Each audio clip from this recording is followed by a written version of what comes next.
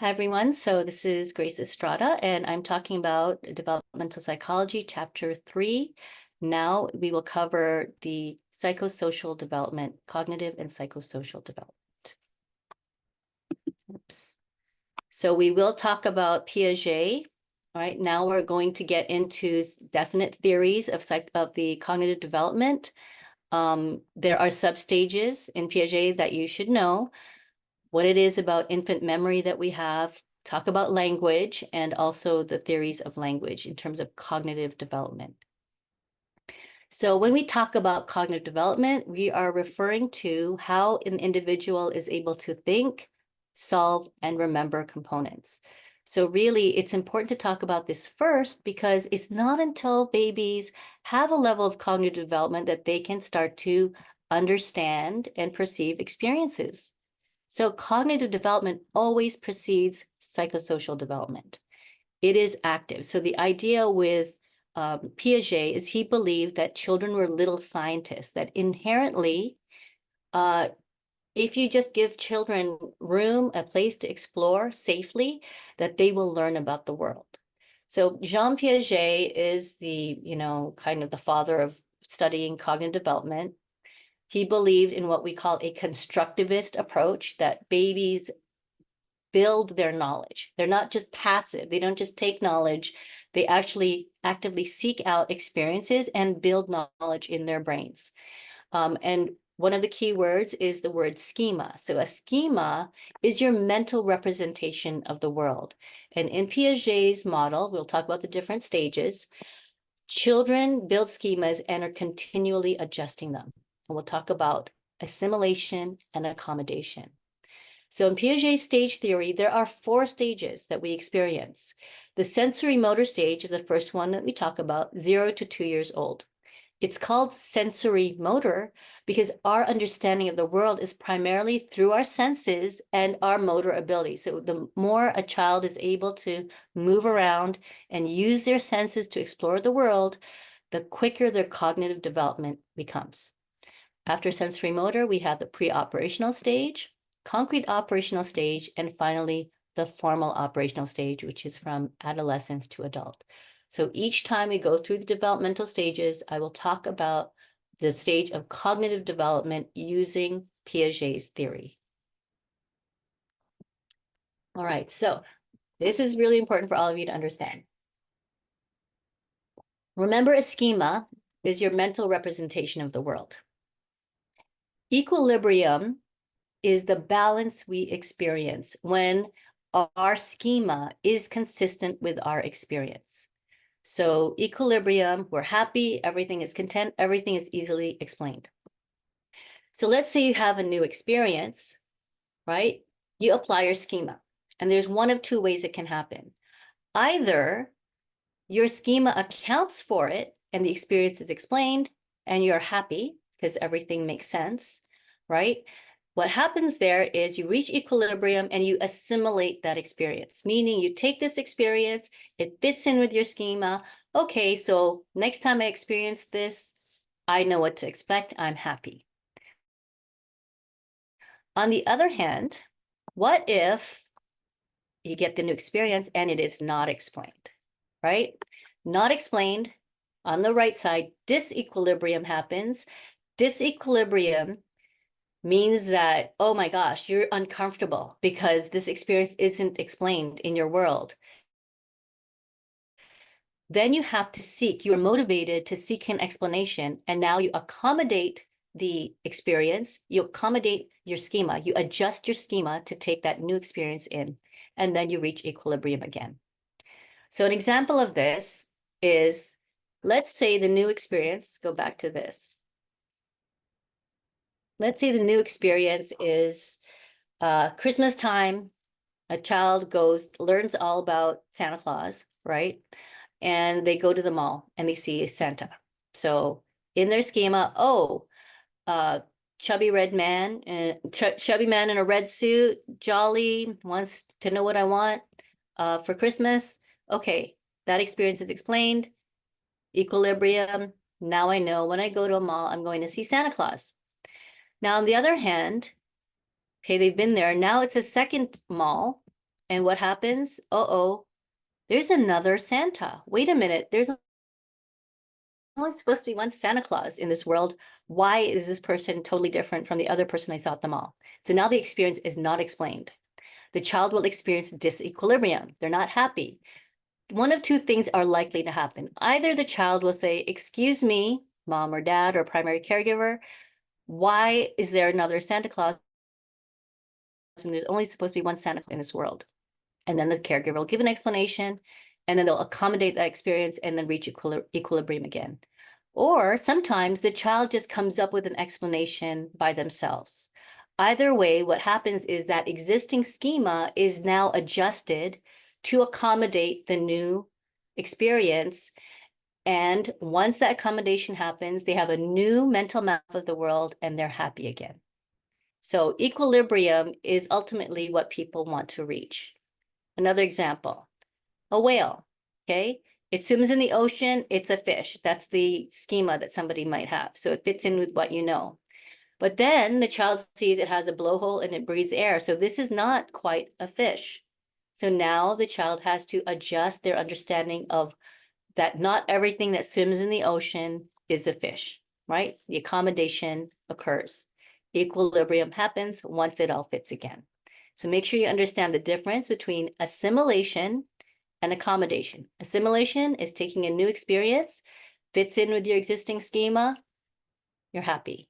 Accommodation is when you have a new experience that does not fit with the existing schema and you have to adjust it in order to become happy. Okay, so another example would be an octopus where they're like, what the heck is that? So the idea is that disequilibrium serves a purpose.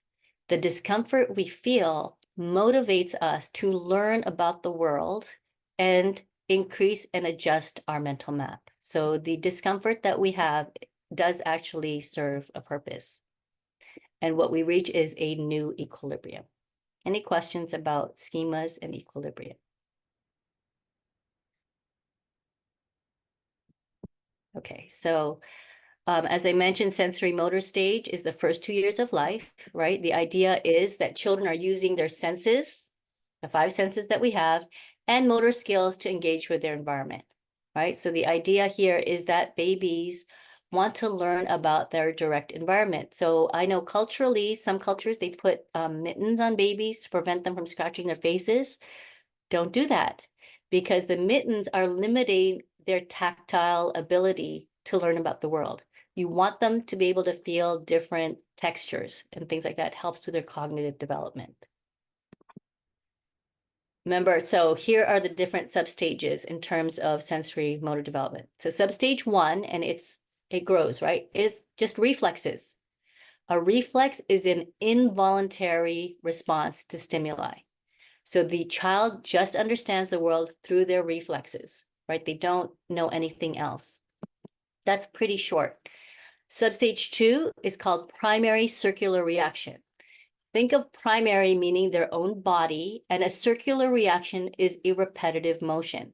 An example of this is maybe they accidentally stick their thumb in their mouth. They're like, oh, this is cool. And they start sucking their thumb.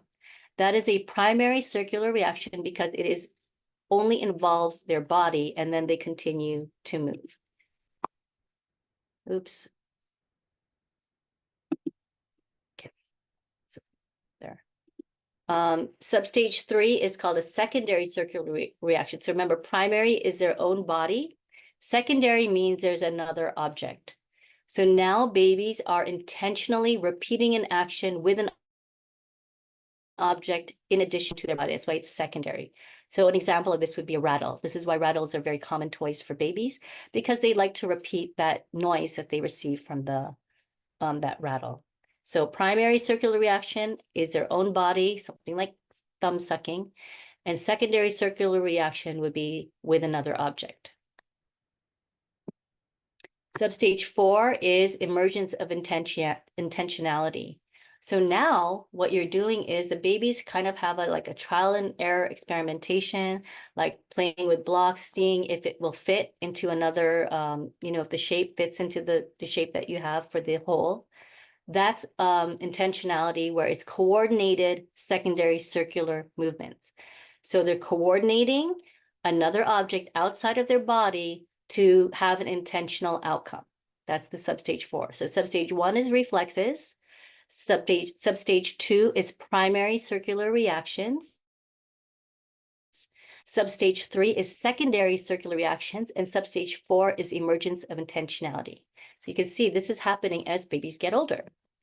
Substage 5 is tertiary circular reactions. This is kind of the almost a little scientist component, where maybe a baby will throw something just to see what happens and they'll keep doing it. So this is purposeful trial and error experimentation. So they might do this just to hear a sound, or they might do it to look at, what happens when I throw this? How far can I throw it? That kind of ideas. But the idea here is it's purposeful, and it's sort of a level of experimentation. And then the last substage is emergence of representational thought. So representational thought would be like symbolic play, pretending that, their stuffed animals are alive, pretending that toys are food. That is symbolic representation. So it takes quite a bit of cognitive development before they get to this stage. Yes, you have to know the differences among the different substages. Are there questions? Okay, some terms to know. Object permanence is really important. So that is the idea that even if you can't see it, it still exists. So for young babies, this is why peekaboo is so much fun, because when you hide your face, you're gone. For young babies, out of sight, out of mind. They do not understand object permanence. So here's an example, right? For how do they know this? They have a baby with a blank, with a toy, and they just put a barrier in front of the toy, right in front of the baby. They block it, and all of a sudden, the baby will look away because the toy doesn't exist anymore. We know when babies have object permanence because they will look for the toy even when it is covered. Until that point, as soon as you cover a toy or anything else, it just stops existing for the baby. And that's the idea of object permanence. Usually, Piaget estimated about 10 to 12 years old, sorry, not 12 years, 10 to 12 months old before they reach object permanence. So they think Piaget underestimated it. So this is a great way to practice with babies, maybe about 6 months old, just start doing this to see if they start looking for a toy that's covered. A lot of times it's not even a big sheet, but instead you can just use a blanket to cover a toy. If the baby stops looking for it, then you know they don't have a sense of object permanence. If the baby takes the blanket and covers it, then you know that they have achieved object permanence. Any questions about this one? Okay, language. A lot of terminology to know with language. It's really important because it is our main form of communication, right? It uses symbols, those letters, characters to create meaning, right? This is what we have with language. So language includes oral, written, and signed communication. There is a term known as infant-directed speech. If you ever watch an adult interact with a baby, you'll notice that most adults instinctively change the way they speak. They don't talk to a baby the same way they would speak to another adult. So it's called infant-directed speech. What you do here is you exaggerate vowel and consonant sounds. Your voice goes up an octave or two, so the voice becomes high-pitched. You exaggerate your facial expression, and you usually speak much more slowly. So the idea why, it's because it's easier for babies to understand infant-directed speech. And we are being trained by our babies, because when the baby smiles, then we're encouraged to pursue that form of communication more. If you try to talk to a baby the same way you would speak to an adult, they're probably not going to pay attention to you. And so adults learn very quickly to adjust their mode of speech to get the responsiveness from the baby. So that way that we alter our speech pattern is known as infant-directed speech. And a lot of research has been established to show that babies are more responsive when adults use this form of communication. In terms of language development, this is sort of the progression on average. About 2 months, babies will coo or make kind of vowel sounds. At about 7 months, they start to babble, where you have just simple syllables. It starts to sound like a conversation, even though it doesn't make sense. At about 7 months, they'll also add facial expressions and also kind of gestures, and that really enhances their communication. 12 months, roughly, first word. Oftentimes, it'll be dada, right? Just something to let you know. Mama is harder to form than dada, so it's not necessarily reflective of the relationship. Also, there's something called holophrasic speech. Holophrasic speech is when you have one word that captures the entire thought. Go, dog, eat, like one words, all right? And that's supposed to convey to you everything that they're thinking at that moment. That's holophrasic speech. The first word that somebody emits is obviously going to depend on the culture and the language that the people around the baby are speaking. 18 months is a naming explosion. Now, all of a sudden, they like seem to learn so much around 18 months. Really exciting time. Great for reading, you know, and babies who are read to and taking and have different experiences, they tend to develop their language skills earlier than those who are just, you know, staying home or staying in one place. So taking them out to different environments, different contexts is really important and helps with language and cognitive development. And then by about 2 years old, they're putting words together, stringing together almost like sentences, right? And usually the primary caregiver will be needed to interpret what the child means. Remember that understanding comes before production. So babies can understand a lot of what people are saying even before they can speak. And this is why I'm actually a huge proponent of baby sign language, because then with baby sign language, they can communicate more easily than trying to produce the words themselves. And so that's something to keep in mind, that sometimes the tantrums that children experience is because they're frustrated and cannot communicate what they want to their caregivers. So baby sign language is a great way to overcome that. Any questions about the progression? Yes, Professor. About the infant-directed speech, I wanted to know, like you mentioned, babies are more responsive to the speech. Up to what age? Like we actually keep on practicing this speech for even middle childhood, or I mean early childhood children. So, what is the age it should be used? That's a really good point. But so I would say could be up to about 3 years old. Okay. Yeah. But yeah, what we're doing is we're trying to encourage their communication, right? And so you will see kindergarten teachers speaking a certain way, you know, Yeah. Yeah. children. But we instinctively will adjust our speech pattern based on the responsiveness.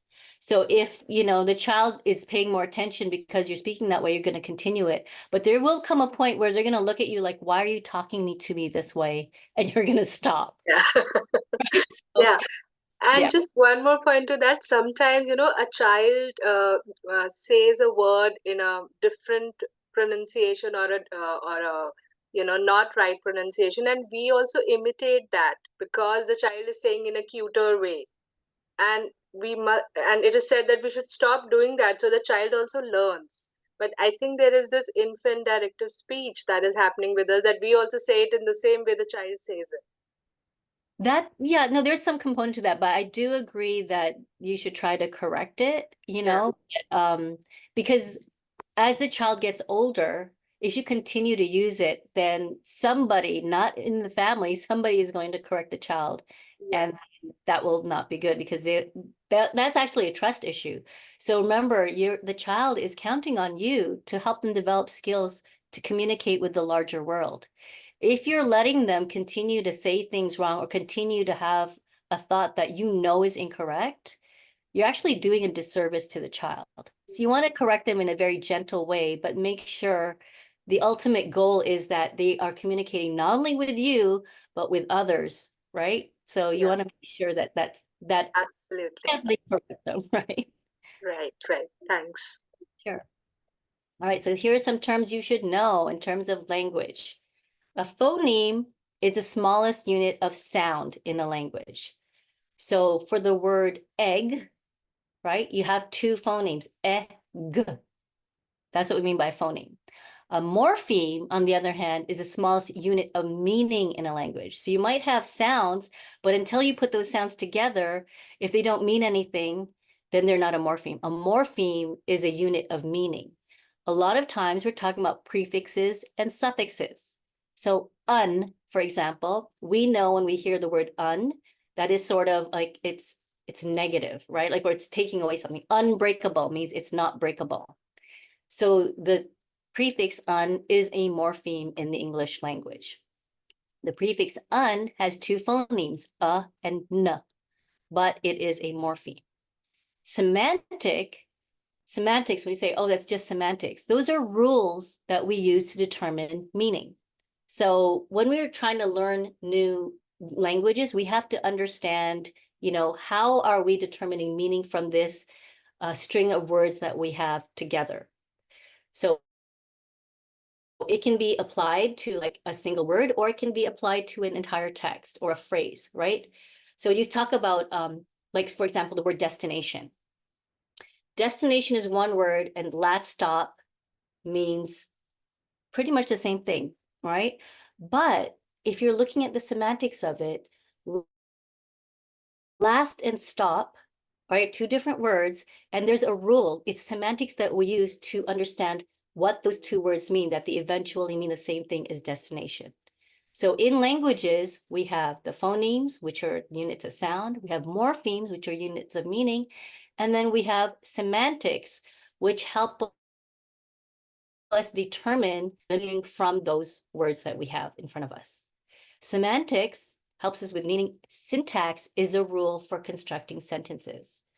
So for English language, we use a subject, verb, object flow of language. Japanese, I believe, is different. So my daughter's learning Japanese. So for us, when we read it, the tree fell, right? So the tree is the subject. And then fall is the verb. What did the falling? It's the tree. So in English language, whatever did the action is considered the subject. In the English language, we follow a subject, verb, object flow, but not all languages do that. So you have to learn the syntax of each language that you are starting to learn. And then pragmatics is just sort of the way, it's our rules for communicating, right? It's how the words are used in a certain language or a certain society. So for English, we pretty much use the same language regardless of how old the person is or how young the person is or your status. You might add please and thank you to be more polite. But in other languages, there are actually a completely different set of phrases that you use based on the person who's listening to you. We don't do that in English, but for example, in Japanese, right? You use different phrases if somebody's older, if you want to convey respect for that person, you're going to use completely different phrases than you would for somebody who's younger or somebody who's a peer. So pragmatics are those kind of rules for communicating that exist, and they are culturally bound. So when we talk about a language, it's really important for you to understand the culture in which you are using that language.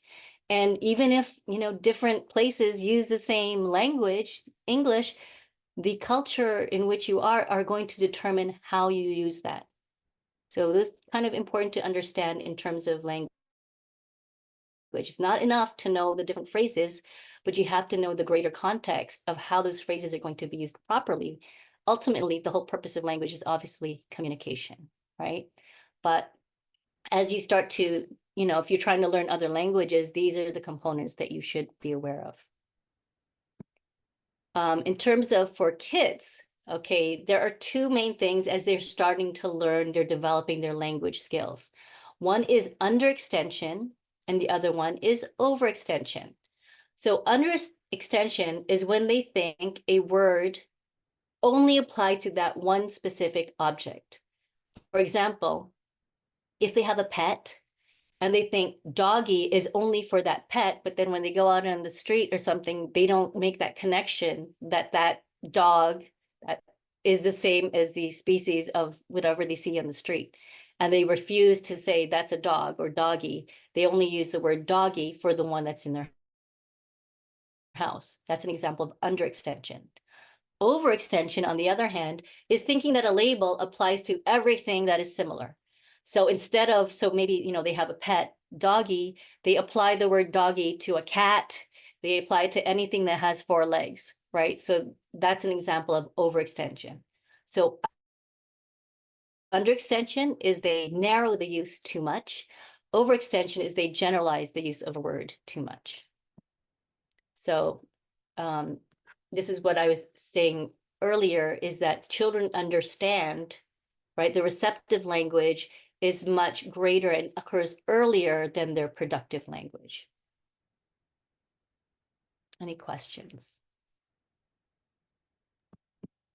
Professor, your voice is breaking quite a bit, and even 1 or 2 people have mentioned in the chat. Okay. I don't know what to do about that. That must be my It's not all the time, but it's quite Okay. a bit If I happening. have to repeat something, just let me know, because there's not a whole lot I can do about my internet connection. Did you understand what I said about overextension and underextension? Yes, that was clear. Yeah. Yes, so please let me know if I need to repeat anything. I apologize for my connection. So something you should be aware of are theories of language. Remember, this is psychology, so we talk about theories a lot. So learning theory is the idea that we learn language just through experience. Remember, we talked about the different ways of knowing. So Skinner and Bandura believed that it's through social interaction or experience that we learned how to speak. The counter argument to that, right? So they're the nativists who believe that we're actually, there's something in our brains that help us learn. And then there are those who believe that we only learn through experience. The counter argument to those who believe that we only learn what we speak, what we hear, is that children learn too fast for reinforcement. So Skinner was a behaviorist. He believed that it was through reinforcement that people learned, that when a child repeated a word, for example, and the children and the parents smiled, then they're encouraged to learn more. But what we do know is that children say things they never heard before. They can pull together, remember those morphemes, and start to apply it, even if they've never heard the word. They intuitively can use prefixes and suffixes, even if they've never heard the word before. That's what we mean by that. There could be a nativist component to it. And the way language develops across cultures looks very similar. So those are the arguments for an inherent intuitive component to us learning language. So Noam Chomsky is the theorist who really believed that language is a biologically based ability. There's something he identified as the language acquisition device, the LAD, in our brains, that we actually have it in our brains, the ability to pull together grammar intuitively, that we don't need to be taught grammar, that we can actually pull it together because of this component in our brain. So remember, I talked about language acquisition. So primary language acquisition needs to occur before puberty. If a child is not able to speak a language, by the time they hit puberty, they will never learn a language. We learned this from kids who were unfortunately, kept in a closet and prevented from social interaction. That they've tried really hard to teach these children, but if they've hit puberty already, they cannot teach them any language at all. So in terms of language acquisition, environment is really important. Again, social interaction is critical for language acquisition. In terms of secondary language acquisition, it is more difficult to do after puberty, but it is not impossible, as many people know who are learning other languages. And as I mentioned, the idea with language is there is a socially pragmatic purpose to language. Language is a tool, right? We use it to communicate with each other. We use it to build social relationships. And we also use it to help us convey what we have in our brains, right? We use it to help others understand us too. So here are the parts of the brain that we've identified as being important for language acquisition. So Broca's area is in purple in this diagram. It is located in the left frontal lobe near the motor cortex. So it's near the motor cortex because Broca's area is what helps us figure out how our mouths are supposed to move, or our tongue, in order to form the words. Wernicke's area, on the other hand, is also on the left temporal lobe. Wernicke's area is near our auditory context. And that makes sense because Wernicke's area is what helps us understand and create meaning from words. If somebody has a stroke and Wernicke's area is affected, they can speak, but they will not be able to understand what other people are saying, and what they speak will be gibberish. On the other hand, if something happens to Broca's area and not Wernicke's area, person probably cannot form words anymore, but can still understand and create meaning. Any questions about the brain aspects of language? Okay. So this chart is nice because it summarizes the sensory motor stage and the different substages. So it's a really good idea to learn this chart and know what are the different actions that are typical of each substage. And it's just a summary, and I'm going to stop this recording right now because I'm going to go on to psychosocial development afterwards.